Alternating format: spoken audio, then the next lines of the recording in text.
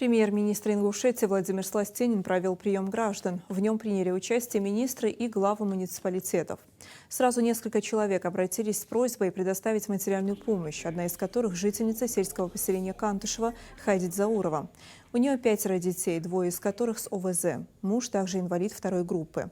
В семье никто не работает, проживает в съемном жилье. Женщина просит оказать возможную помощь. Закон о защите инвалидов Российской Федерации лицам старшим ночью до 5-го года 18 квадратных метров на улучшение жилищных условий. Только на льготников. Вот те, кто стал ночью до 5-го года, они по методу проходят, немного уже осталось.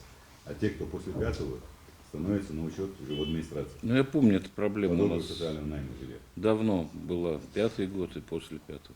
То есть это все-таки в район обращаться, да? Вы с вами связывались, Хавиль Андреевич? Опять Хансу обновить, Вы проходите завтра.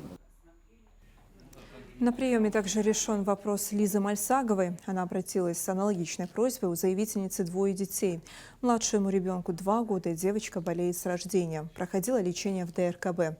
Оформить инвалидность не получается. Почему? Ребенок больной. Почему инвалидность нельзя оформить? Хорошо, мы по положению можем выдать 30 тысяч в материальную помощь. Тогда вы заявление напишите, вот моему помощнику отдайте. Вам оформим эти денежные средства и Гелисханову попросим там, воспринять повнимательно. А мы